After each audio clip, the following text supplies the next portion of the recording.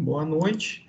Na aula de hoje a gente vai trabalhar um pouquinho, deixa eu ampliar a tela aqui, para finalizar, na verdade, a unidade 3. Então, hoje eu vou falar um pouquinho sobre estado plano de tensões, né? Então, a gente trabalhou bastante conceitos até a aula anterior e hoje a gente vai aprofundar um pouco mais dentro dessa disciplina de resistência dos materiais, que é a seção 3.3, que fala sobre estado plano de tensões.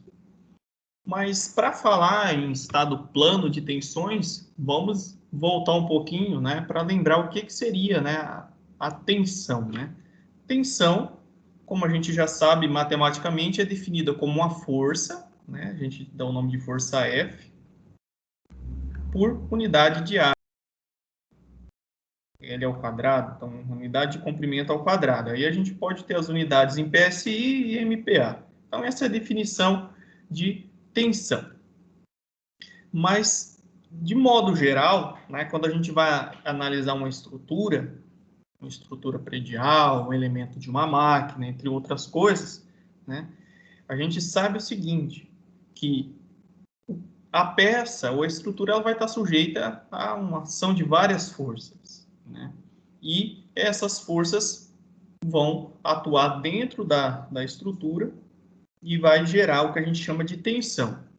A tensão que vai acontecer dentro do corpo, da peça, da estrutura, ela acontece de forma distribuída, tá? Então, ela se distribui dentro do material, né? Então, se a gente fizer um corte e olhar, as tensões, elas acontecem distribuídas de forma contínua, tá? Então, acontece uma distribuição contínua e existe uma determinada função, né? Pode ser uma função matemática que descreve a distribuição.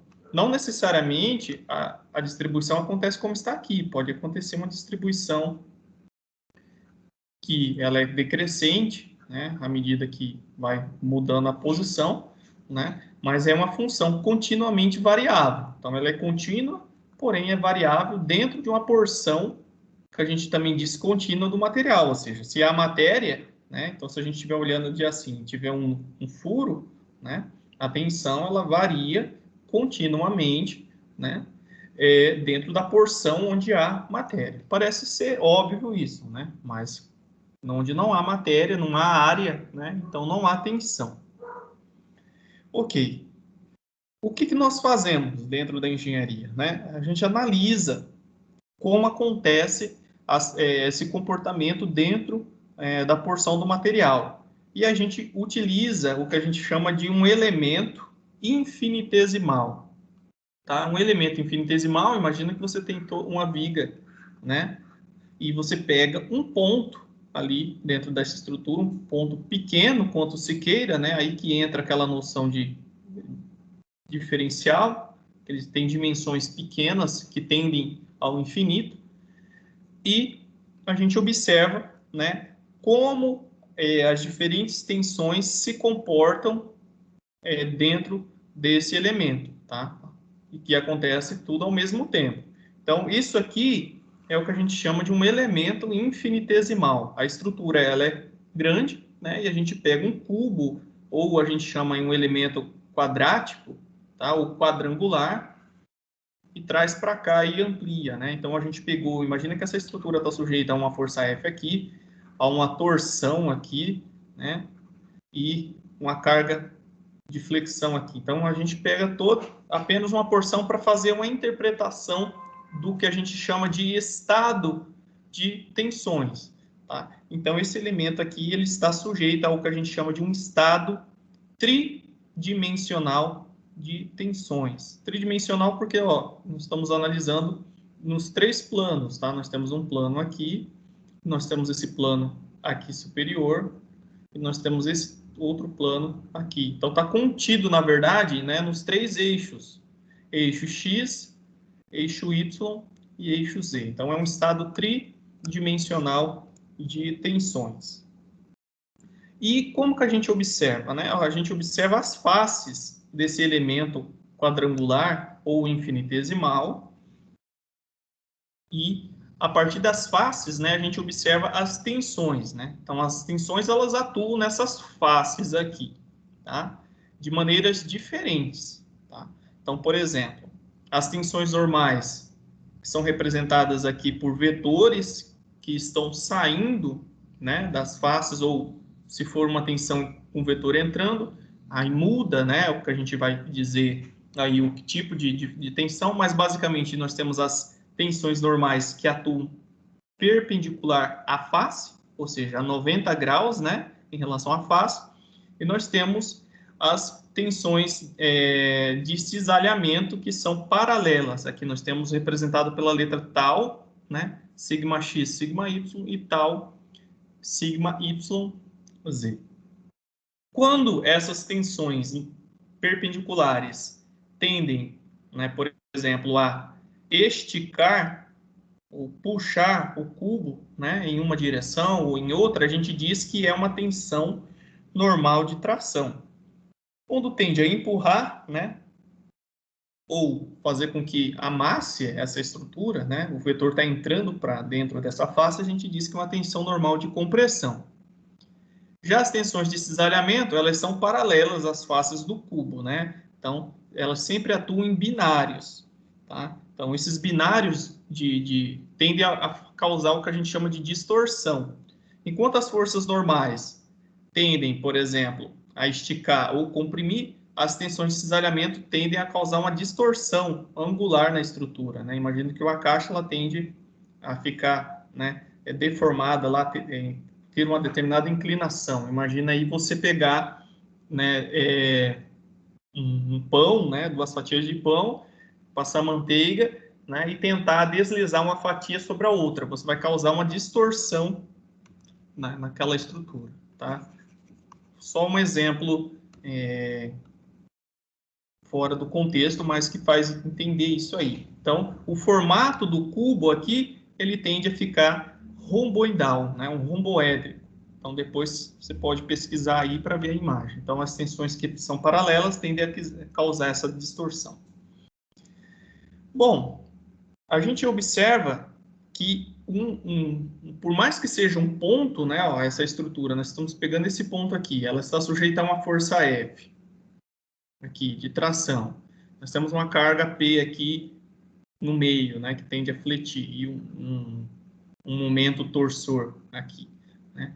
A gente observa três tipos de carregamento, né? Esses 3 tipos de carregamento, ou pode ser apenas um, por exemplo, né, vai gerar, num ponto da estrutura, né, uma composição de diferentes tensões ao mesmo tempo. É o que está representado aqui, tá? A gente usa, né, um tensor de tensões, tá? Um tensor de tensões, para quem lembra lá do cálculo, né? O tensor de tensões nada mais é que uma matriz. É uma matriz onde tem os valores de tensões aqui. Então, essas tensões aqui a gente representa na forma de um tensor. Então, o que nós vemos aqui? É essa parte teórica. Nós estamos analisando aqui um estado geral de tensões, onde nós vamos ter 3 componentes de tensão normal e 3 componentes de tensão de cisalhamento. É complexo trabalhar esse tipo de análise de forma analítica, ou seja, usando, né, a mão, o papel, né, e aplica-se, né, numa situação onde nós estamos trabalhando com uma condição tridimensional, métodos numéricos e computacionais que facilitam isso, como métodos de elementos finitos, onde você vai criar uma malha, né, na estrutura e ela vai representar a combinação das tensões ao longo do material. Vou mostrar um exemplo de uma estrutura analisada por métodos computacionais. Mas, enfim, então o que a gente faz aqui no nosso contexto? E que tem uma validade importante. Muitos elementos de máquinas, estruturas também, né, elas podem estar sujeitas ao que a gente chama de estado tridimensional. Tá? Então, é esse caso aqui, 3D. Mas vai haver alguns casos especiais que nós podemos trabalhar, né, como estados 2D, tá? Bidimensionais. Então, estados bidimensionais, o que a gente chama aí de estado plano. Aqui, então, nós temos o que a gente chama de estado plano de tensões, ou estado plano de tensão. Então, por exemplo, este elemento aqui, nós temos apenas tensões agindo, né, neste plano aqui. Tá? Então, a gente traz a sua representação para cá. Então, é um estado plano de tensões e os cálculos ficam mais fáceis de serem trabalhados quando nós temos um estado plano de tensões. Onde professor, que há uma situação de estado plano de tensões? A gente trabalha, né, com essa simplificação quando nós estamos lidando com chapas, tá? Chapas retas, ou que tem uma certa curvatura, mas não muito demasiada, porque aí vai haver tensões que agem nos três planos, né? Por exemplo, uma chapa, nós temos aqui, olhando a vista frontal, né? E nós temos o seu comprimento. Então, quer dizer que as tensões, elas não agem na espessura da chapa, tá? Nós não temos tensões que a gente diz perpendiculares, que agem ao longo da espessura da chapa, apenas paralelas a ela. Então, só age no plano da chapa. Tá? Então, nós temos uma tensão aqui e uma outra aqui. E não há tensões que agem, por exemplo, aqui em Z. Tá? Chapas, placas finas, então estão sujeitas apenas a esses carregamentos que a gente diz paralelos. Então, como não há ação perpendicular de forças, vai haver, né, que vai zerar, na verdade, né, as outras tensões, que seriam essas tensões que agem nessa direção. Então, nós vamos ter o estado bidimensional. Eu trouxe uma imagem aqui, né, que remete um estado plano de tensões. Então, o número 3 aqui, mas na verdade foi digitado errado. Então, o estado plano de tensões a gente pode analisar aqui nesse exemplo. Então, nós temos um componente, né, de alumínio. Então, é um suporte. Então, está sendo feito aqui uma análise usando métodos de elementos finitos. Então, o que se faz? Faz uma malha, né? Malha seria, né, uma aplicação de uma rede de nós que vai, né, representar os pontos dentro da estrutura. Quanto mais pontos, né, a gente tiver, mais completo e mais preciso é o resultado. A gente tem mais detalhes de pontos na estrutura, né? Mas isso não necessariamente é melhor. Em alguns casos, você pode fazer, né, uma malha mais grosseira e analisar as tensões, mas isso aí é fruto de outros cursos, mas basicamente a malha é como se você fizesse a integral, né, da área superficial aplicando, né, uma rede de malha. Então, essa aqui é uma malha quadrada, né? Existem malhas triangulares.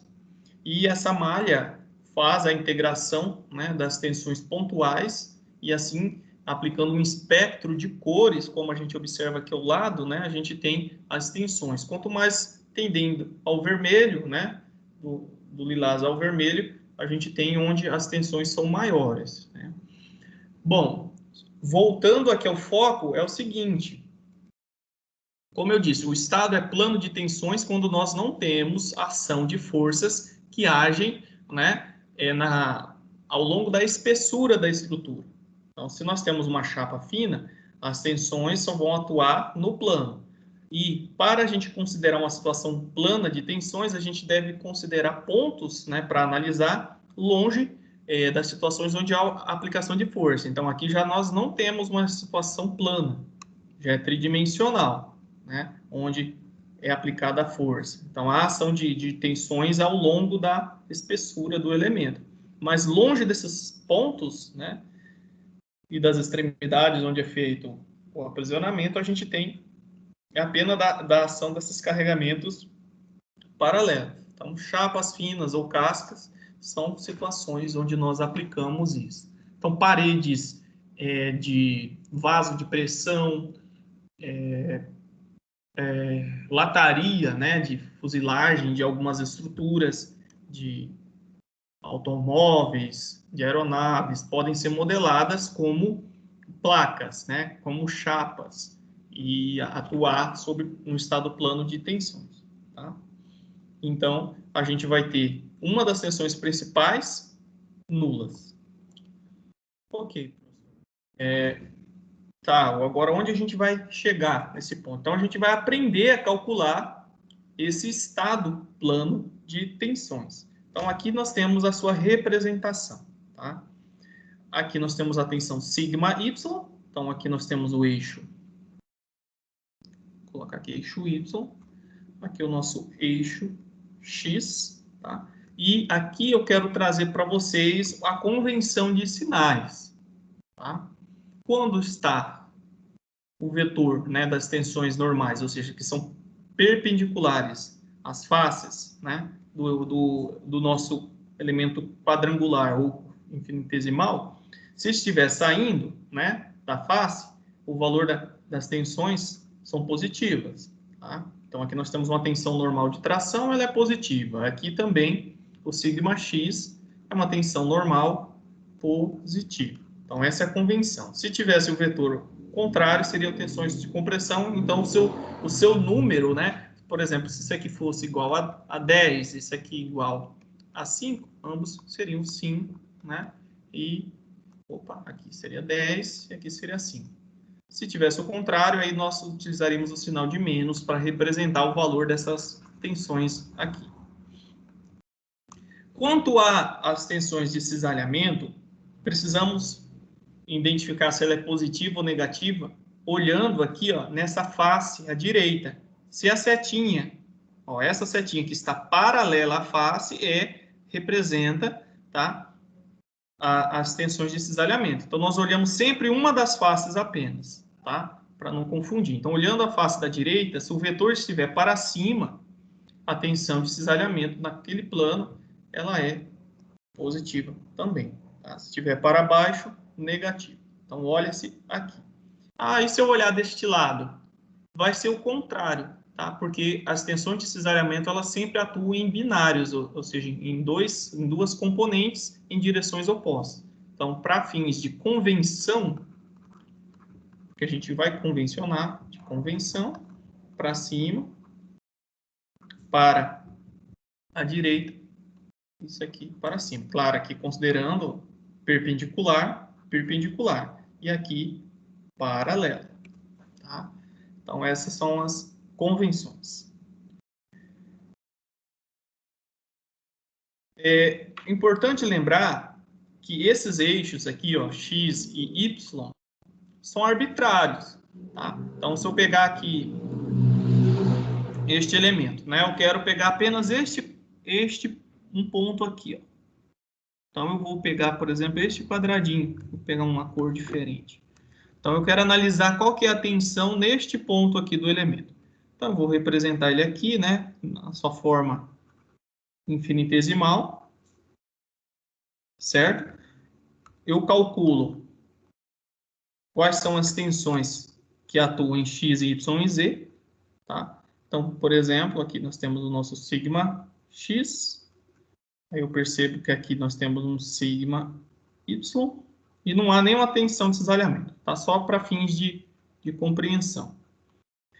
E eu atribuo, né, como sendo x, o sistema de referência x aqui, e o sistema de referência y aqui, tá? Então, isso aqui é arbitrário. Tá? Então, a gente usa essa referência arbitrária.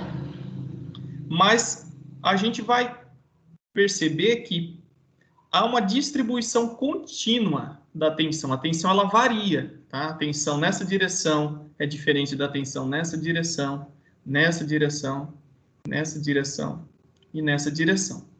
Como a gente viu no caso lá dos elementos oblíquos, né? Então, nós tínhamos aqui um plano que tinha um determinado ângulo θ, né? E queríamos saber quais são os valores das tensões que atuam nesse plano. Então, é o que acontece aqui. A gente geralmente atribui um sistema de referência sigma, um sistema de referência xy, só que às vezes a gente não quer nessas direções aqui, a gente quer em outra direção. Então, a gente aplica alguns conceitos, tá? Porque vai haver uma distribuição das tensões em torno desse ponto. E essas tensões variam, são diferentes, né? Se a gente mudar essa direção aqui. Então, se eu pegar esse elemento e rotacionar, é o que está aparecendo aqui, ó. Então, eu atribuí x, né, nesse ponto e y nesse ponto. Mas e se eu quiser, numa situação onde eu tenho um plano, né, em relação a esse eixo arbitrado, né, eu quero saber θ, né, eu rotacionar isso aqui θ em relação a esse plano. Qual que é o valor das tensões? Então, aí a gente vai ter componentes diferentes, né, caso a gente rotacione. Então, ó, o meu sigma x vai ser diferente, eu vou chamar de sigma x', que está atuando agora no eixo x', e meu sigma y também vai ser diferente. Essa tensão aqui, eu estou considerando o θ igual a zero. Tá? Então, aqui o ângulo θ é igual a 0 graus. Se eu rotaciono o elemento infinitesimal dentro da estrutura, ou seja, se eu pego um elemento que está, por exemplo, inclinado aqui dentro, né, θ graus em relação a este, então eu vou ter uma outra, uma variação nos valores. E qual que é o valor dessa tensão? A gente tem essas equações aqui, tá? Que é em função desse ângulo. Essas equações eu vou fornecer, não vou deduzi-la com vocês, porque a gente vai usar o método gráfico. Mas, basicamente, ela é em função dos valores de sigma y, sigma x e das tensões de cisalhamento, tá? E também do cosseno do dobro desse ângulo e do seno do dobro desse ângulo. Então, é a aplicação de fórmula. Então, se eu rotacionar o elemento infinitesimal, né? Ou se eu quiser saber qual que é o valor das tensões a 10 graus em relação a esse ponto de referência inicial, eu consigo aplicando essas equações aqui, tanto para as tensões normais quanto para as tensões de cisalhamento. Eu vou mostrar isso num exemplo mais tangível para vocês.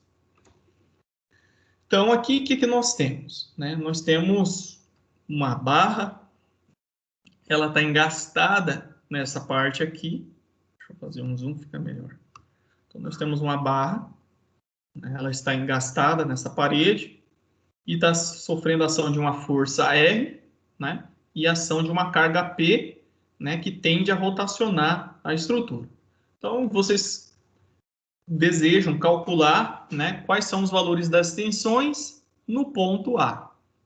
Tá? No ponto A, considerando o sistema de referência x, y arbitrário. Então, vocês vão ter esses valores. Ó. Então, se a gente considerar o sistema de referência convencional, x, y, a gente vai calcular, né, aí calcula-se os momentos, os valores das tensões cisalhantes em relação a esse ponto, e a gente chega a esses valores. Mas, e se eu quiser saber o valor das tensões num plano que passa aqui, ó, eu vou fazer um plano usando uma caneta amarela, que passa, né, aqui, que a gente vai chamar de plano AA, que tem com o eixo X 70 graus. Então, imagina que eu pego esse mesmo elemento, só que agora eu quero saber o valor das tensões num plano AA, e esse plano, né, ele tem, em relação ao eixo X, 70 graus. Como que eu faço? Né? Então, a gente precisa, né, fazer o que a gente chama de transformação de tensões. Não sei se eu coloquei aqui. É isso. Então, essa variação aqui, angular, que eu estou falando, ou seja, essa mudança de orientação do elemento, a gente precisa aplicar o que a gente chama de transformação de tensões. Então, eu transformo uma tensão que está numa direção e obtenho o valor em outra. Tá? Então, para a gente aplicar a transformação de tensões, a gente, obviamente, vai ter que aplicar aquelas equações. Mas não basta eu aplicar aquelas equações diretamente. Ah, professor, não é só pegar esses valores aqui e desse ângulo e jogar naquela fórmula? Não. Tá? Primeiro a gente precisa entender que ângulo θ é este que eu considero aqui. Tá? Então, que ângulo é este θ aqui? Então, este 70 que está aqui não é o θ, tá? Então, o que a gente vai fazer? Então, a gente tem, primeiro, que ter os eixos x, y definidos, tá? Eu vou apagar aqui, vou trazer aqui para baixo. Então, o que a gente faz, né? A gente tem aqui o nosso elemento infinitesimal com as tensões, né? Então, o sistema de coordenadas x, y está aqui, ó, que é o arbitrado, convencional. Então, depois, o que a gente faz? A gente vai rotacionar esses eixos segundo o ângulo θ, tá? Segundo o ângulo θ. Eu desenho o plano aqui, tá, pessoal? Então, o que eu faço primeiro? Então, pego o elemento infinitesimal que eu tenho aqui, desenho no centro dele, né, o sistema de referência x, y. Então, nós temos aqui x, y, aqui nós temos o nosso x. Então, primeiro eu faço isso, tá? Depois, eu desenho, né, o plano que eu quero, né? E esse plano que eu quero, ele vai ficar, né, ele vai entrar em contato aqui, ó, para interceptar a origem desse sistema XY, tá? Então, é a partir deste momento aqui. Aí, o que eu faço? Eu vou desenhar agora, né, um novo elemento infinitesimal, só que a face, uma das faces, né, tem que estar paralela a esse plano que eu quero, tá? Então, ele vai estar inclinado. Então, basicamente, deixa eu ver se eu trouxe o desenho aqui correto. Então, o que eu faço? Eu não trouxe o desenho correto aqui para ficar melhor de explicar para vocês. Mas, basicamente, eu vou pegar isso aqui, né, e vou trazer para cá. Então, eu vou desenhar, né, um plano inclinado, tá, que tenha uma das suas faces paralelas, né, paralela ao plano AA que eu quero aqui. Então, eu só fiz essa transposição. E vou desenhar um sistema de coordenada dentro dele. Vou pegar uma caneta de outra cor, fica melhor. Então, aqui, agora é meu Y' e aqui é o meu X', tá? E aqui é o meu X original, tá? É esse X aqui. E aqui era o meu Y original, tá? Eu sei que essa face aqui, deixa eu apagar essa face, ver se eu apago tudo. Vou desenhar ela de vermelho. Essa face aqui, ela coincide, né, com essa lateral aqui. Então, só trouxe para cá. Aqui é o AA, tá? E ela faz, né, um ângulo de 70 graus, aqui olhando aqui nessa imagem, ó, só para a gente representar, com o eixo X, tá? Então, vou fazer uma extensão do meu eixo aqui. Então, vou fazer uma extensão do meu eixo X aqui. Opa, tá torto.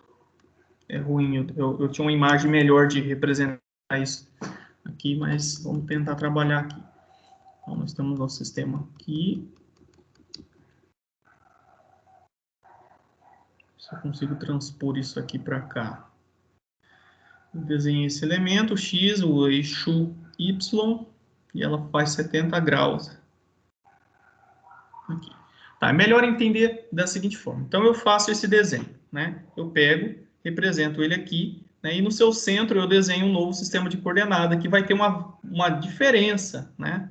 Uma diferença em relação ao original. Então, a gente percebe que o meu eixo X inicial, que é esse aqui, né? Ele tem uma diferença angular que eu chamo de θ. Tá? Este é o valor do ângulo que eu vou precisar usar. E quanto que vale este ângulo? Né? Este ângulo. Aí essa imagem aqui está melhor para a gente visualizar esse valor desse ângulo. Tá? Então, o elemento rotacionado, a sua face paralela está centrada no eixo Y', né? Então, a sua face ela é paralela a esse eixo Y'. Deixa eu apagar aqui para ficar melhor. Uma vez feito isso, pessoal, vocês vão fazer um exercício e vão entender melhor, tá? Então, essa face aqui, supostamente, ela é paralela a esse eixo. Então, o desenho que não está ajudando muito.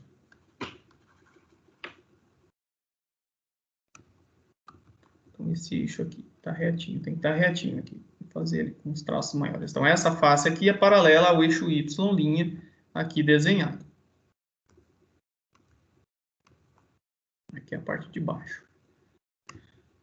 E a gente sabe, né, que essa face aqui é igual a essa, e ela é paralela a essa, e ela tem 70 graus com o eixo X. Então, este ângulo de 70 graus está aqui, ó, né? Ou a gente pode olhar nesse lado, aqui, é o mesmo ângulo. Então, aqui tem 70 graus, aqui tem 70 graus, certo?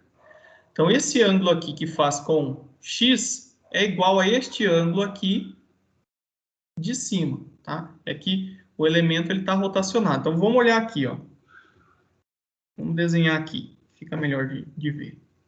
Né? Então, o elemento ele foi rotacionado aqui. Então, verde. Então, o elemento ele está aqui, rotacionado.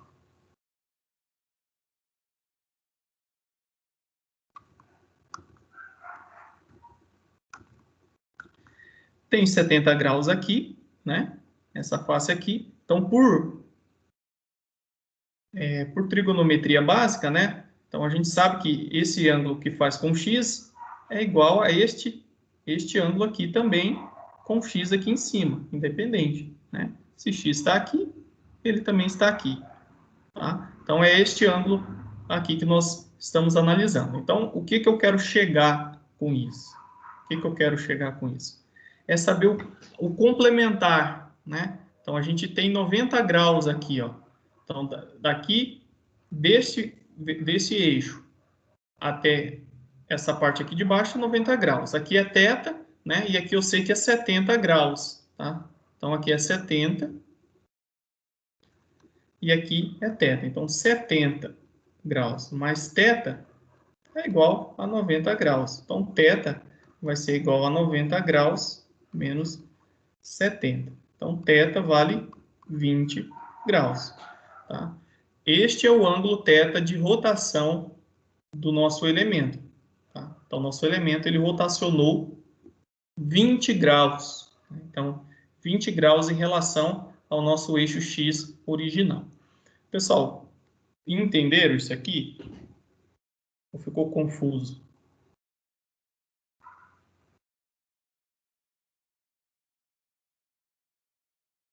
Vocês vão precisar fazer isso, tá? Então, gostaria que, se vocês não entendessem, me dessem um sinal de vida aí. Então, vou trazer aqui na imagem melhor, tá? Então, nós temos, ó, nosso elemento, tá? Quadrangular. Nós queremos saber quais são os valores dessas tensões, considerando uma orientação, tá, diferente, para um plano que está a 70 graus em relação ao eixo X. Então, o que a gente faz, né? Primeiro, a gente pega esse elemento infinitesimal, desenha, né, no centro dele o sistema de coordenada arbitrado, x, y, e depois, né, fazemos a transposição, tá, para um elemento que tem uma rotação que depende, né, dessa orientação aqui. Então, essa face aqui, né, desse elemento, né, vou desenhar aqui no PowerPoint, essa face aqui, ela é paralela ao plano AA aqui, tá? Então, essa face é paralela a esse plano AA. Então, o que nós fazemos agora, né? Novamente, no centro desse novo elemento infinitesimal, nós desenhamos um sistema de coordenada y' e x', tá? E agora, a gente precisa, a partir dele, saber qual que é o valor desse ângulo, tá? Então, o valor desse ângulo é essa diferença aqui, tá? Então, ele inclinou-se, né? Se a gente desenhar isso aqui, sobrepor aqui, o nosso elemento x, ele está paralelo, né? A nossa horizontal, então ele está aqui. O nosso y, ele está aqui. E nós temos essa diferença angular θ aqui. Então, isso aqui vale θ. E quanto que é o valor, né? Então, aí temos que saber com base no seu complementar. Então, se a gente desenhar essa face novamente aqui dentro, a gente vai ver que ela vai estar basicamente, ela tem que interceptar, né, o encontro dos dois eixos, como eu comentei no início. Então, ela intercepta esse ponto aqui, né? Então, a gente sabe que se aqui ela faz 70 graus, com a horizontal, ela também vai fazer desse outro lado 70 graus. Então, aqui nós temos 70 graus, e aqui nós temos o nosso θ, que é o que a gente quer, né? Então, qual que é a diferença aqui? Então, é 70 menos 90, que vai dar 20 graus. Ok? Então, é importante lembrar isso. Só uma anotação também, tá? Para cima, ou seja, no sentido anti-horário, essa rotação é positiva, ok? O nosso θ é positivo. Se nós fizermos uma rotação, ou seja, nós pegarmos um plano que nós precisaremos fazer uma rotação contrária, né? Aí, claro, sentido horário, o valor de θ é negativo, tá? Isso que eu quero dizer. Se a gente rotacionar no sentido horário, o nosso θ vai ser negativo. Anti-horário, positivo. Então, é o que aconteceu com o elemento, tá? O nosso plano, o nosso elemento, ele estava contido em yx, e a gente rotacionou, né, neste sentido aqui, θ graus. Então, o valor de θ obtido vai ser positivo, e o nosso θ, nesse caso aqui, é igual a 20 graus. Uma vez feito isso, o que nós temos que fazer, né? Aplicar as equações anteriores. Então, nós substituímos os valores aqui. Sigma_x vale 10, né? Olhando aqui, ó, sigma_x é igual a 10, positivo, né? Porque está saindo do plano. O nosso valor de sigma_y, ele é zero, porque nessa face superior fica as tensões sigma y. Nós não temos tensões nem saindo e nem entrando, né, no plano, então ela é nula.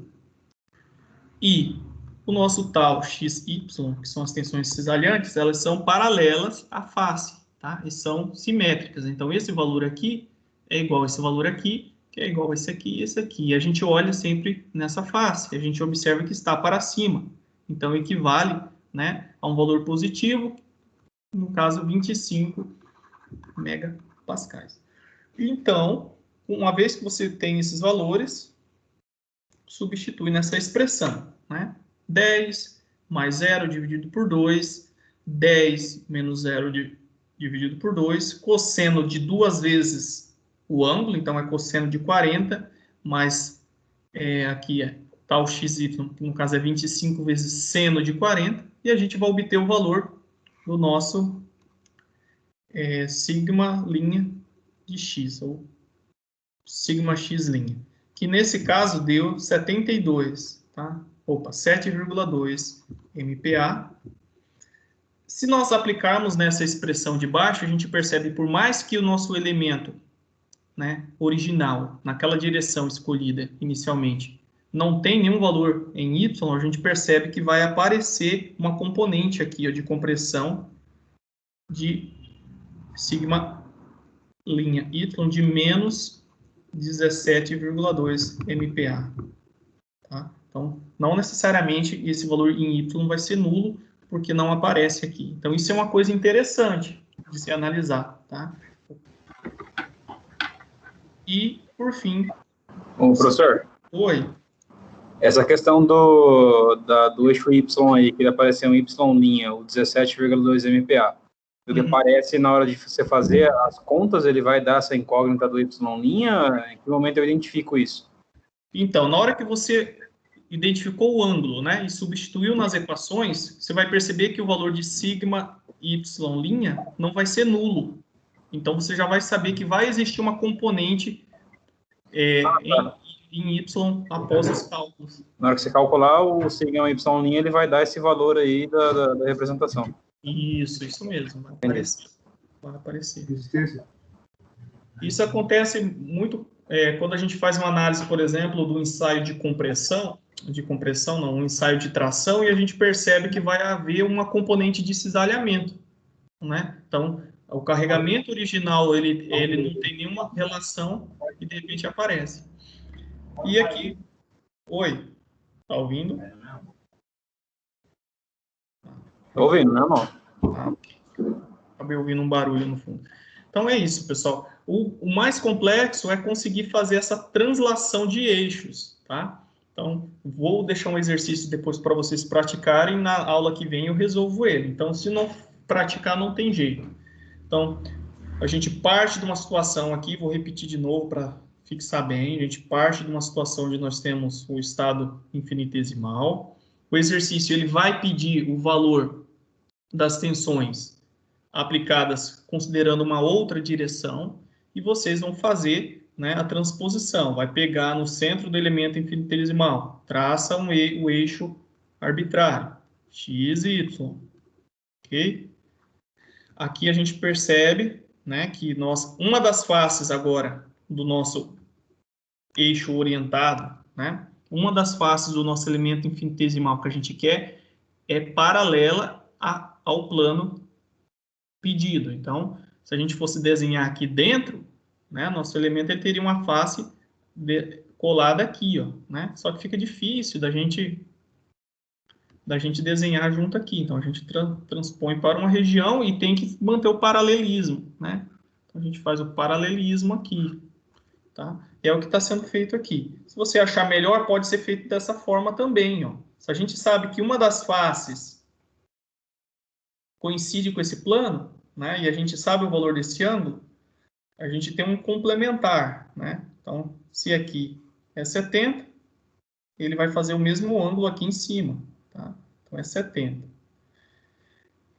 E a gente vai desenhar, né, a partir de agora, né, um eixo novo, que é coincidente, né, com esse aqui. Tem que ser perpendicular, tá? Esse eixo novo tem que ser perpendicular à face. Eu desenhei aqui, mas não ficou. O que é perpendicular? Tem que fazer 90 graus com uma dessas faces. Assim como acontece aqui, ó. Só para a gente lembrar. Os nossos eixos arbitrados não fazem 90 graus com as faces, ó. Esse faz aqui e esse faz aqui. Então, o outro que a gente vai desenhar, ele também tem que fazer, tá? Então, com a regrinha lá bem certinho. Então, tem 90 graus com essa face. Aqui é o nosso x'. E aqui o nosso y'. Então, a gente quer saber qual que é a diferença entre esses ângulos aqui. Então, só para refrisar, aqui é θ, aqui é 70. Né? Aí depende da orientação e a gente já sabe. Agora ficou fácil, tá? A gente poderia pensar de outra forma, né? A gente poderia pegar esse ângulo aqui de baixo. Pode usar esse ângulo aqui de baixo. Só que aí esse ângulo aqui de baixo, a gente conta o contrário, no sentido horário. Então, no caso, a gente usaria o θ igual a menos 70 graus. Eu posso usar o ângulo invertido, né? Então, daqui para cá eu sei que tem 70 graus, mas como eu estou pegando o eixo inicial em relação ao eixo transladado, a gente inverte o sentido, então a gente usa um sinal negativo, pela convenção. Ou se não, a gente pega o seu complementar aqui de cima, que vai no sentido anti-horário e ele é positivo. Tá? Então, é uma das formas também de se utilizar. Se eu usar o ângulo de menos 70 nos cálculos, eu vou chegar ao mesmo resultado. Tá? Porém, tem que tomar cuidado com isso. Agora, né, vamos aprofundar um pouquinho mais, né, falando de tensões principais.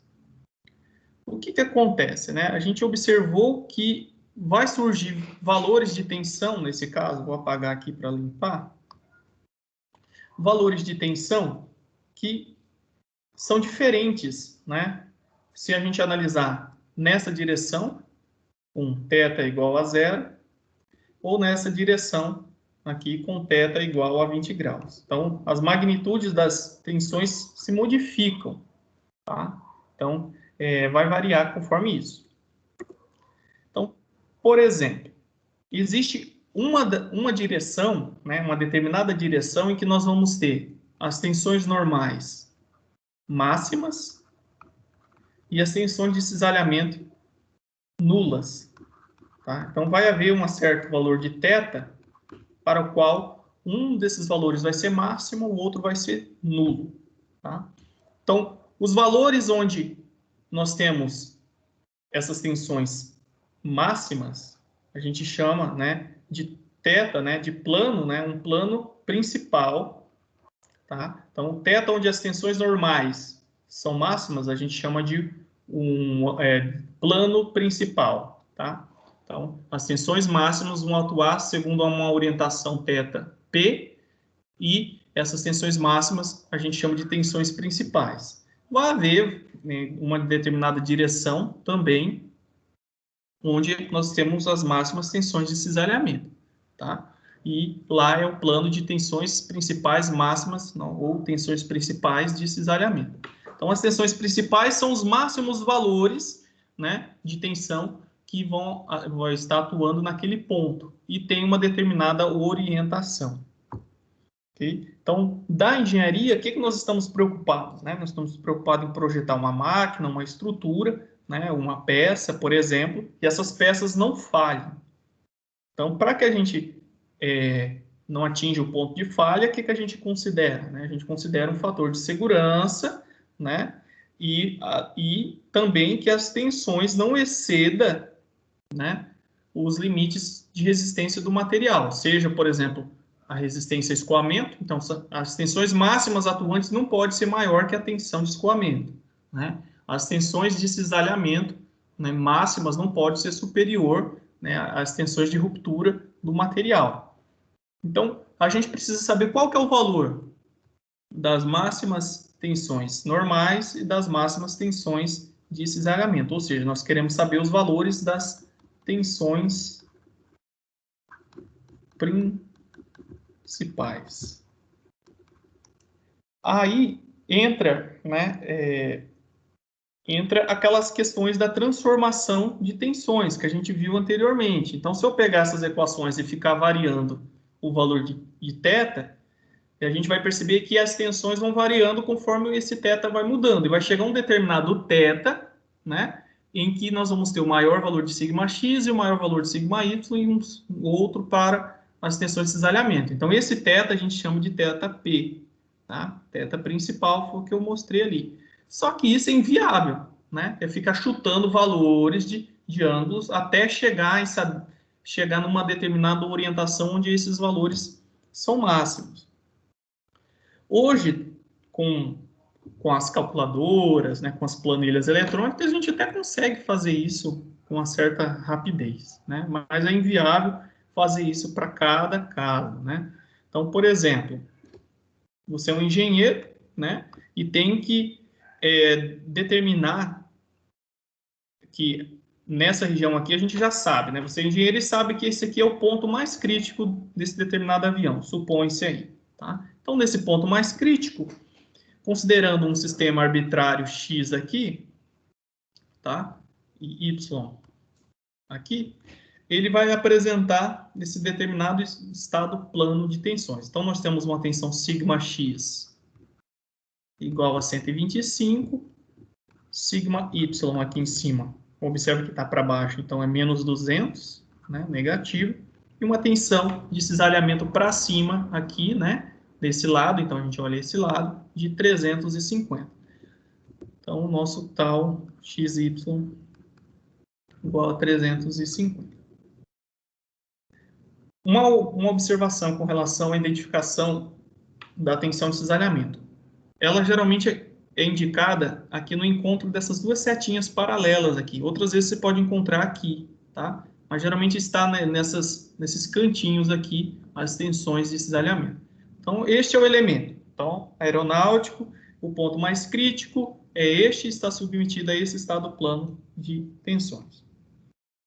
A gente precisa saber, né, qual que é o valor máximo da tensão normal e qual que é o valor máximo da tensão de cisalhamento e qual que é a direção, né, ou a sua orientação dentro dessa estrutura para que a gente consiga, né, escolher um material que suporte esses valores. Então, uma das estratégias é usar a transformação de tensões aplicando lá vários valores de ângulo, substituindo esses aqui nas equações, né, até chegar nos valores máximos. Então, isso é inviável. Então, o que eu vou sugerir para vocês? A gente vai aplicar um método gráfico, tá, que a gente chama de círculo de Moore, perdão. Tá? Então, a gente vai usar o método gráfico chamado círculo de Moore. Ele é muito mais fácil de usar e lembrar do que aquelas equações anteriores, tá? E a gente consegue, através do círculo de Moore, calcular as tensões normal. Nós conseguimos calcular os valores das tensões normais, sigma linha, tal linha, as tensões principais, eu vou colocar com pezinho aqui, tá? E as tensões de cisalhamento máximas do componente, assim como as direções em que cada situação dessa acontece. Então, a gente consegue aplicar transformação de tensão sem utilizar aquelas equações complicadas anteriormente, tá? Isso aqui, pessoal, esse sistema, usando o método gráfico, que é o círculo de Moore, ele foi muito utilizado quando a gente não tinha, né, calculadora, da forma como a gente tem hoje.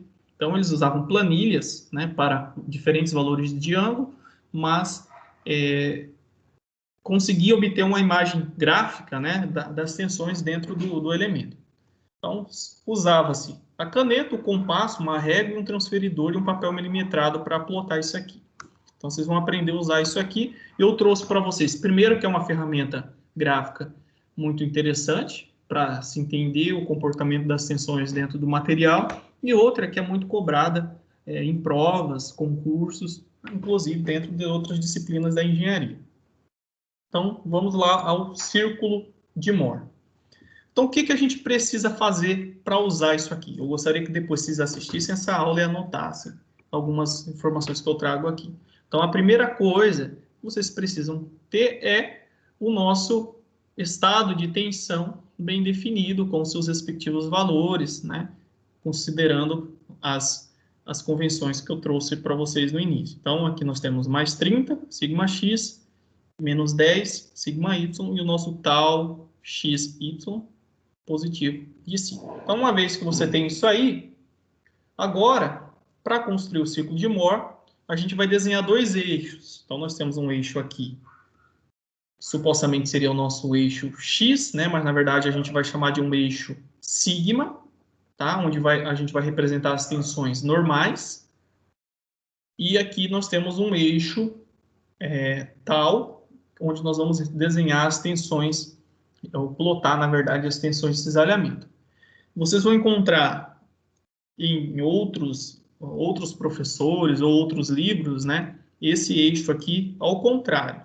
A única diferença com relação à orientação desse eixo é na hora dos ângulos, tá? Eu vou usar essa orientação para cima porque é a mais intuitiva do ponto de vista dos outros conteúdos, né?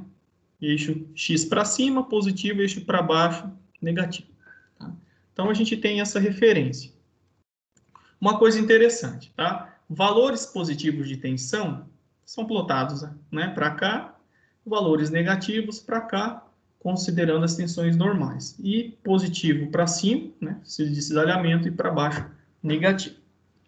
Como a gente quer construir um círculo, tá, uma circunferência, a gente precisa primeiro definir o centro do círculo, tá? O centro do círculo, ele vai estar posicionado nesse eixo aqui, tá, pessoal? Então, a gente precisa saber qual que é a coordenada do ponto aqui, tá? Então, a gente precisa saber uma coordenada.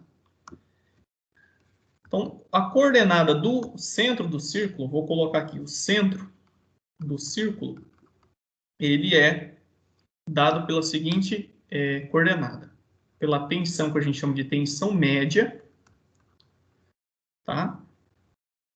E tensão de cisalhamento nula, 0. Então, a tensão média vai estar posicionada ao longo aqui e a tensão de cisalhamento nula é nulo. Então, vai estar sobre esse eixo. Então, valores para cima de cisalhamento é positivo e para baixo é negativo. Então, valores de tensão normal médio aqui. Então, o que é essa tensão média? Tá? A tensão média nada mais é que a média mesmo entre σx, o valor de σx, mais o valor de σy dividido por 2. Neste caso aí, a gente tem σx igual a 30, né? Nosso σy é menos 10, então a gente coloca o sinal aqui, mais, menos 10, divide por 2. Nesse caso aqui vai ser 20, né? 20 dividido por 2 é igual a 10. Então, a nossa tensão média é igual a 10 MPa. Então, a gente vai definir agora um ponto aqui de tensão positiva, né? Igual a 10.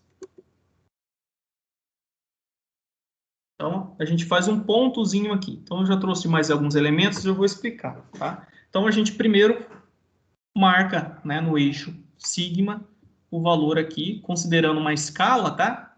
Então, você usa um papel milimetrado, uma régua e faz uma graduação. Então, aqui equivale a 10, tá? Então, é como se fosse essa dimensão. Então, esse é o ponto. Depois, para a gente plotar o círculo, a gente tem que saber o valor do raio desse círculo, tá? Então, para a gente definir o raio desse círculo, a gente vai ter que traçar uma coordenada, tá? A coordenada para identificar esse raio. Então, a gente vai pegar os valores das tensões aqui, ó. Então, um valor de σx e um valor de tal xy. Então, a gente vai traçar um ponto aqui. Então, vou chamar de ponto A, esse ponto aqui. Então, o ponto A nada mais é que o valor de σx e o valor de tal xy. Então, nesse caso, esse ponto, ele tem a coordenada 30, tá? E o valor de 5 para o valor de tal xy. Então, a gente marca outro ponto aqui e liga os dois, tá? Então, essa reta aqui, ela tem a mesma dimensão que o raio do círculo. Aí, com o compasso, né, coloca aqui, né, a ponta e a outra com grafite e faz a rotação. Então, vocês vão chegar nesse elemento aqui, tá? Então, este elemento é o nosso círculo de Mohr, tá? Então, ele é bem simples de ser construído e tem muita informação que vocês vão utilizar para entender. Bom, professor, mas e as tensões principais e o restante das outras informações? Então, para a gente entender isso aqui, vamos primeiro dizer onde está o valor de σy, né? Então, a gente sabe que este pontinho aqui em preto vale o valor de σx, o valor de σy, né, a gente já tem ele vale menos 10, né? Então, supostamente, ele vai estar deste lado aqui do eixo. Basta a gente pegar uma régua, né, e continuar o nosso desenho aqui. Então, neste ponto aqui, ó, eu tenho o meu valor de σy, tá? Então, graficamente, a gente consegue determinar isso aqui. Ah, professor, mas como que eu consigo achar esse valor depois? Então, é só saber essa dimensão aqui, ó. Então, essa dimensão aqui é 0, tá? Daqui até aqui equivale a menos 10, tá bom? Então, essa é a coordenada.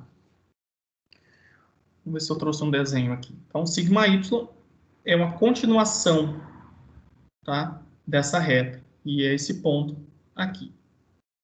Outra informação importante, tá? Se nós quisermos utilizar um elemento rotacionado, então se a gente for rotacionar um elemento, então aqui era o original, né, dado, que a gente teve lá, e eu quero agora rotacionar ele menos 15 graus. Então, a gente percebe já a convenção sendo respeitada, né? Sentido horário negativo. Então, eu rotacionei ele menos 15 graus. Eu quero agora saber os valores diferentes, né? De sigma y', sigma x' e o nosso novo tal xy'. Então, para essa situação, o que eu faço no nosso exemplo? Uma observação. No ciclo de Moore, já trago aqui, os ângulos que são representados aqui, ó, o eixo ele é ortogonal, né? Então, o eixo sigma, o eixo tal, a gente observa que se fosse um sistema cartesiano x, y, aqui nós teríamos 90 graus entre si, né? No plano real. No ciclo de Moore, cada ângulo é o dobro. Então, na verdade, por mais que seja 90 graus geometricamente, no ciclo de Moore a gente interpreta como esse ângulo aqui de 180. Tá? Então, todos os ângulos plotados aqui, eles representam o dobro. Tá? Então, isso aqui é o dobro de θ. Eu quero dizer que esse ângulo aqui vale 2 vezes θ, o dobro. Tá? Só para a gente entender aqui. Então, o que acontece? Como ele rotacionou menos 15 graus, né, o nosso θ no ciclo de Moore, ele vai ter que ser o dobro desse valor. Então, 2θ então, vai ser igual a menos 30 graus. Tá? Então, nesse caso, a gente precisa dobrar o ângulo na hora de representar. Então, ok. Então, o que ele quer, né? Então, a gente sempre vai medir o ângulo, pessoal, em relação à nossa reta original. Porque neste ponto aqui, vou fazer aqui uma extensão, é onde o nosso x, tá? É como se fosse nesse eixo aqui, ó, x, tá? Então, essa extensão aqui é x e o θ nesse ponto, ele é igual a 0 graus. Então, se a gente está rotacionando menos 15 graus, a gente vai ter que rotacionar aqui o dobro, tá? O dobro. Outra coisa, que são coisas que vocês vão precisar anotar após essa aula, tá? Então, se no elemento, aqui no elemento, são convenções, tá? Para a gente construir o ciclo de Moore. Se no elemento eu rotacionei para cá, tá? No ciclo de Moore, eu tenho que rotacionar o contrário, tá? Aqui no elemento, aqui no círculo. Só isso, tá? Então, eu vou rotacionar o contrário dentro do círculo. Em vez de rotacionar para baixo, né, como está acontecendo aqui, eu rotaciono para cima. No caso, o dobro, né, do ângulo aqui. Então, eu rotaciono menos 30 graus e neste ponto aqui, eu traço uma reta, tá? Essa reta aqui. Aí, eu tenho os valores, tá? Então, para esse caso aqui, eu tenho o valor neste ponto, né? Eu olho sempre aqui o valor de sigma x, sem precisar calcular, tá? Basta eu pegar uma régua e olhar o valor graficamente direto. E se eu fizer uma extensão dessa reta, eu vou ter, né, o valor de sigma linha, né, y, sigma y linha. É esse valor aqui, tá? De tensão. Então, isso é um método gráfico. E aqui, né, em cima, eu tenho o valor de tal x', y'. Então, são os valores que eu gostaria. Então, de forma gráfica direta. Desde que você faça o seu desenho em escala corretamente, você pode usar, né, uma folha de caderno e usar compasso, transferidor e régua, ou, né, usar um aplicativo para desenho e usar as escalas. Então, essa é uma das formas. E onde está, no caso, professor, as tensões principais nesse tipo de situação? Deixa eu fazer só um comentário antes de chegar nas tensões principais. Eu não tenho papel milimetrado né? Eu fiquei com dificuldade de usar esse papel milimetrado. Vocês podem fazer por trigonometria. Então, o que a gente tem aqui, pessoal? Ó, vamos começar. Eu ainda não falei uma coisa. Aqui nós temos o raio, né? O raio do nosso ciclo de Mohr. Então, aqui nós temos o raio também do ciclo de Mohr. Qual que é o valor do raio, né? Então, se a gente observar, a gente vai ter um triângulo retângulo aqui, tá? Então, aqui é o nosso raio. Aqui nós temos outro triângulo retângulo. Então, vamos pegar esse primeiro triângulo retângulo, que é esse pequenininho.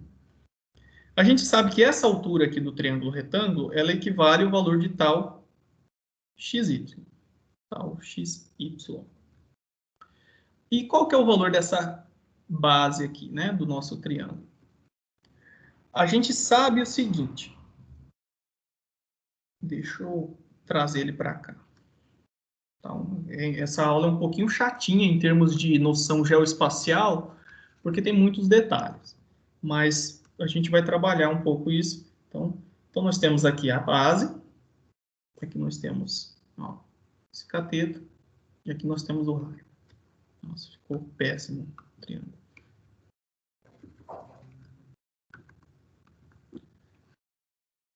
Desenhando aqui o mais reto possível. Então, aqui nós temos tal xy, que é o valor dado no próprio exercício. Tá? Então, isso aqui é uma magnitude de tensão. E aqui é o raio, que é esse desenho aqui.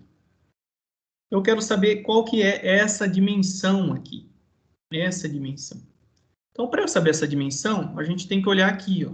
Vou usar uma caneta amarela. Eu sei que daqui até aqui, ó, eu tenho qual que é o valor, né? Eu tenho essa dimensão aqui, eu tenho a tensão média. Tá? Então, esse ponto aqui é a tensão média. A tensão média. Tensão média. E desse ponto, usando o verde, e desse ponto aqui até aqui, tá? Eu tenho o meu sigma x, tá? Meu sigma x. Meu sigma x é medido aqui, né? Mas se fosse uma escala, né? 1, 2, 3, 4, 5, ele equivaleria a 30, né? Porque o exercício ele deu, né? Ele é 30, então vale 30. E isso aqui vale 10, né? Porque a gente calculou a tensão média, a gente calculou aqui, só para lembrar para vocês de onde surgiu isso. Então, a tensão média é o valor de sigma x mais o valor de sigma y dividido por 2. Então, está coerente a nossa análise. Então, eu sei que a tensão média, ela vem... Opa, o desenho ficou fora de escala aqui. A tensão média é até aqui, vale 10, e daqui vale 30. Só que eu quero saber este pedacinho daqui até aqui apenas, que é esse pedaço aqui, né? Então, o que a gente sabe? Que sigma x menos a minha tensão média é igual... Opa, acabou caindo aqui.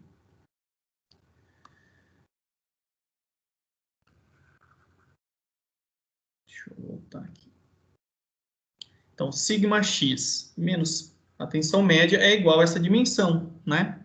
Se vocês não entenderam, pode falar, tá, pessoal? É só uma questão geométrica. Eu sei que esse comprimento, esse pedacinho aqui vale a tensão média, e esse comprimento todo é o valor de sigma x. Se eu pegar e tirar este pedaço daqui, eu sobro só esse. Então, é isso. Então, eu consigo calcular o valor do raio, tá? Do meu círculo de Mohr, numericamente falando, através dessa relação. O quadrado, né? O quadrado da hipotenusa, que é o raio, é igual à soma dos quadrados dos catetos. Opa, sigma y ao quadrado mais sigma x menos a tensão média. Eu vou colocar a tensão média na forma de uma... Aqui, vou colocar do jeito que está aqui mesmo. Ao quadrado. Tá? Então, essa é a expressão do raio. Então, o raio é igual à raiz desse termo todo aqui. Tá? Tal xy ao quadrado mais sigma x menos a tensão média, tudo isso ao quadrado. Então, esse é o valor do raio. Então, eu consigo. Aí, se eu quisesse saber qual que é o valor deste ponto aqui, né? Eu saberia o valor do raio, né? saberia o valor do raio. Por uma questão de ângulos, né, a gente aplica os ângulos. Então, imagine que você não tenha, né, feito em escala e vai precisar calcular tudo de novo. A gente vai chegar nessas equações aqui novamente. A gente vai voltar, pessoal, para essas equações anteriores aqui, tá? Mas vamos nos ater ao método gráfico. Dá para a gente adaptar essa expressão aqui.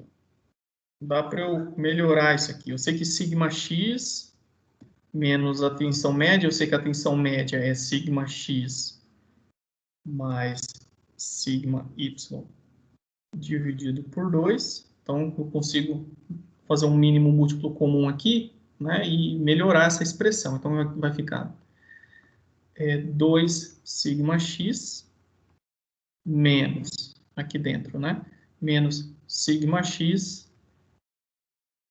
e aqui também menos sigma y dividido por 2. Só para eu melhorar essa equação aqui que eu acabei de fazer. Para ficar na cara da forma como a gente está acostumado a visualizar ali.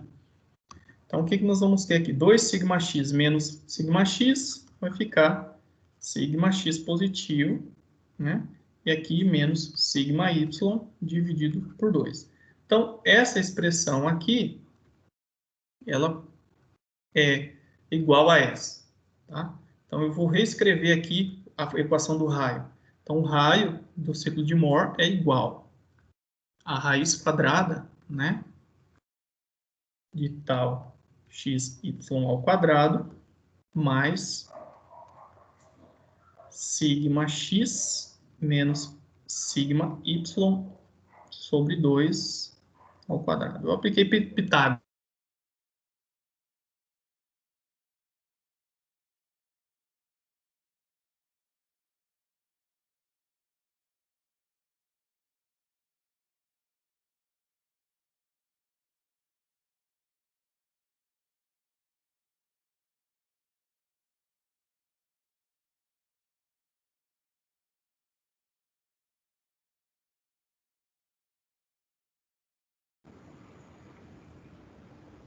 Olá.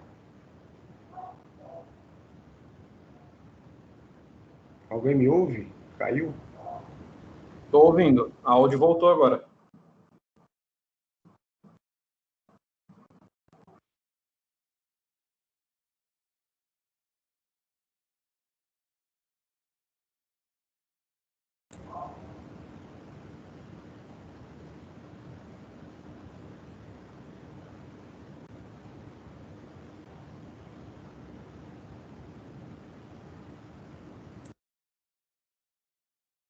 A do professor que deve ter caído lá.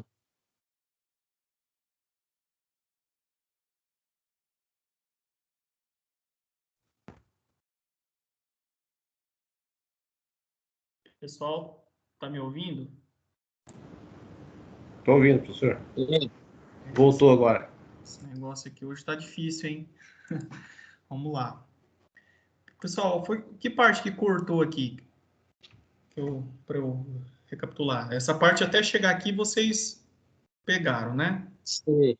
Então, então eu estava falando, professor, por que você quer calcular o valor desse raio, né? Então, a gente precisa saber o valor do raio, esse raio aqui, porque através do raio, do ciclo de Mohr, eu consigo determinar o valor da minha tensão de cisalhamento máxima, tá? Então, o raio do ciclo de Mohr é igual à minha máxima tensão de cisalhamento. Então, através daquela expressãozinha anterior, eu consigo calcular a máxima tensão de cisalhamento. Então, sigma x é tal xy ao quadrado mais sigma x menos sigma y sobre 2, né? Eu encontro o valor da minha tensão de cisalhamento máxima.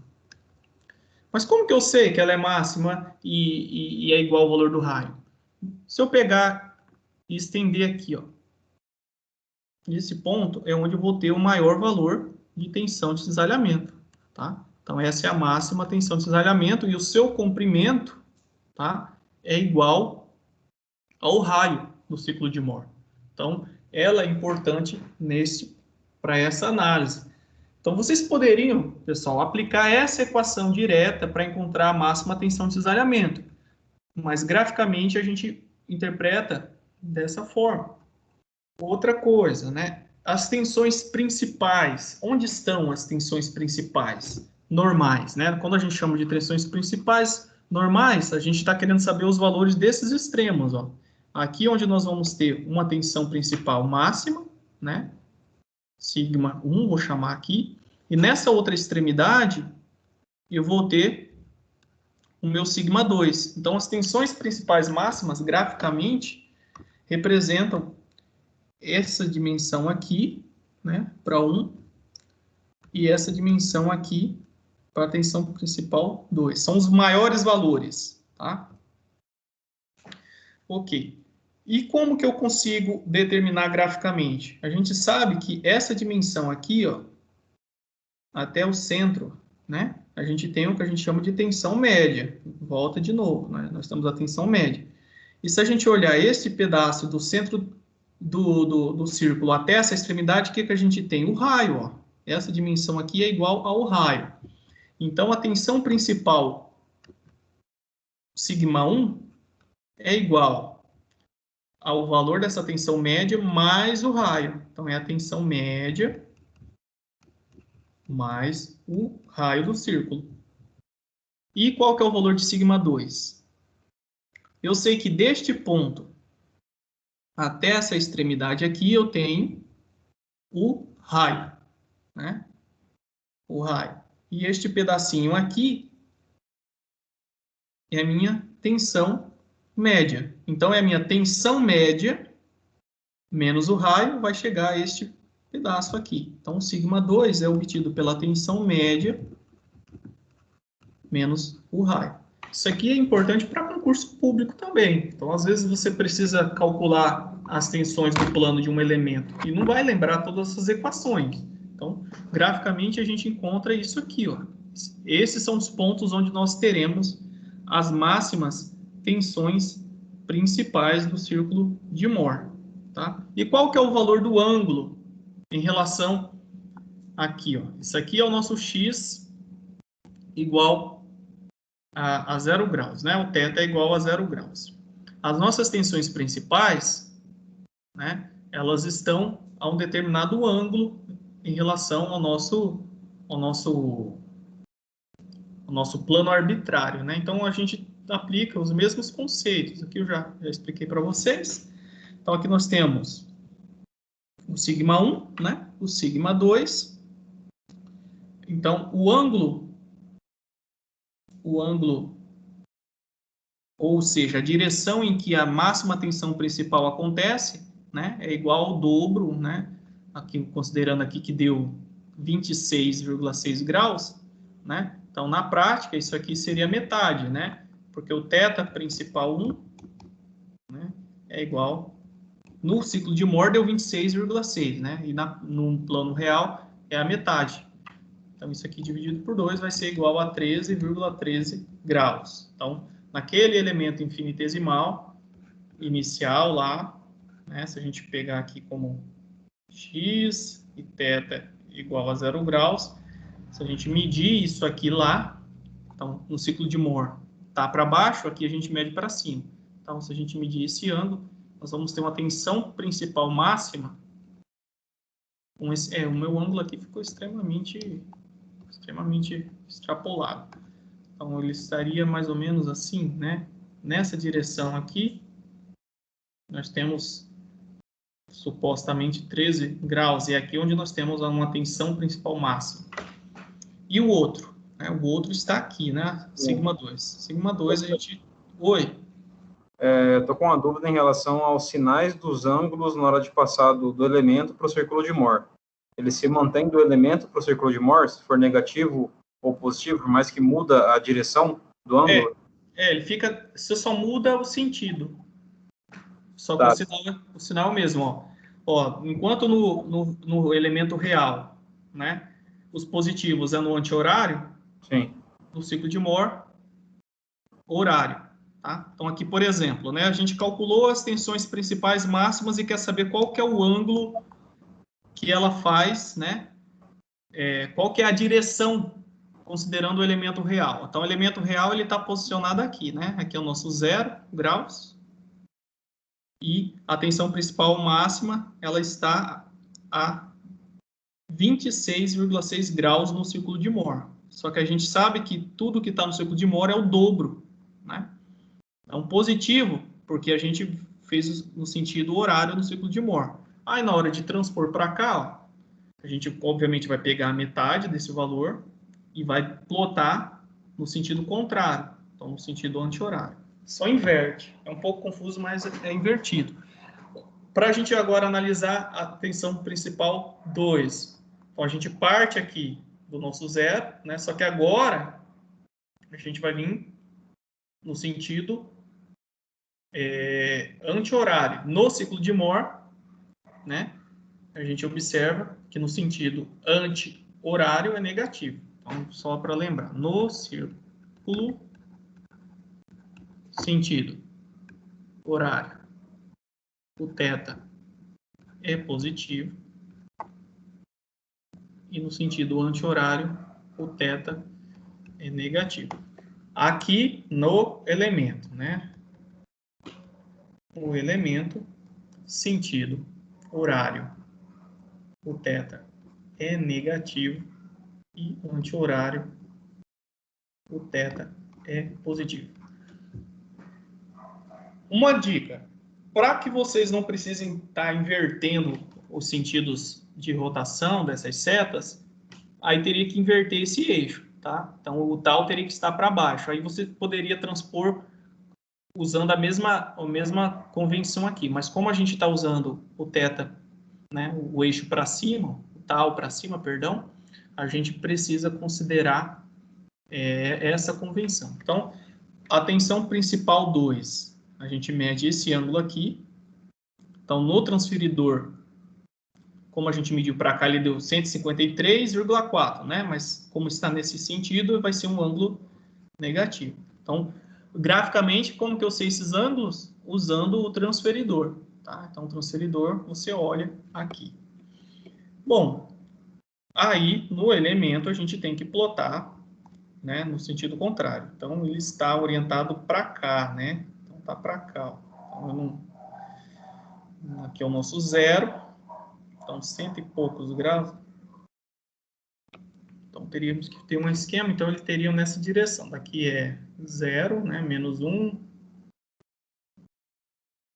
Teria mais ou menos essa orientação aqui. Vamos ver se eu tô bom. Ah, é metade, tá? Então, eu já tô confundindo a cabeça de novo, ó.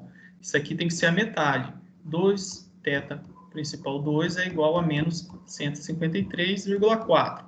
Para transpor para cá, a gente tem que usar a metade do ângulo, né? Lembrando disso. θP2 é menos 153,4 dividido por 2. Tá? Isso aqui vai dar mais ou menos, né? 153,4 dividido por 2, 76 graus. 76,7 graus. Então, um ângulo de 70 aqui. Aqui é 45, que é 90, né? 90. Então, seria algo mais ou menos nessa direção aqui. Ó. Nós temos a nossa tensão 2. Então, esse é o ângulo aqui, tá? Medido. Então, é dessa forma. E para a tensão de cisalhamento máximo, a gente também tem um eixo aqui, né? Então, que é a altura do raio, certinho, né? Então, medindo aqui, a gente tem esse ângulo aqui também. Tá? Então, qual que é o valor do ângulo? Aí pega o transferidor e coloca aqui. Tá? Então, é dessa forma que se obtém. Deixa eu apagar aqui. Pessoal, tá tudo certo? Tá com dúvida aqui? Tá tranquilo? Tem que praticar, né? Então, nós temos essas notações. Então, agora é a vez de vocês. Na semana que vem eu vou fazer esses exercícios, mas eu quero que vocês pratiquem, porque na prova vai surgir dúvidas, tá? Não vai encontrar na internet os exercícios resolvidos. Então, deixo esses três, né? São 2 atividades, e esse aqui contém 3 casos. Então, eu quero que vocês obtenham o ciclo de Mohr que descreva cada um desses estados. Então, nós temos o estado A, B e C. E Determine as tensões principais 1 e 2 e a tensão de cisalhamento máximo, tá? Através do gráfico. Então, tem 3 casos bem tranquilo. E este, que é a atividade 2, é similar àquele primeiro caso que eu trouxe para vocês. Então, nós temos aqui uma superfície de um avião e está pedindo para determinar as tensões principais para o estado de tensão aqui embaixo. Então, nós temos o elemento, né, na sua orientação x aqui, onde θ é igual a 0 graus. Só que ele quer saber, né, para essa orientação aqui, neste plano, ou seja, nessa seção AA, que faz 30 graus em relação a x. Então, vocês podem usar o círculo de Mohr ou, né, as equações de transformação de tensão. Tá? Então, vocês podem fazer pelos 2 métodos. Você pode fazer pelo círculo de Mohr ou pelas equações, o que for mais conveniente para vocês. Tá? Só que em ambos os casos, vocês vão precisar converter esse θ de 30 graus aqui para o ângulo, né, correto. Beleza? Se não tiver dúvidas, a gente encerra por aqui. E espero que vocês pratiquem com a atividade.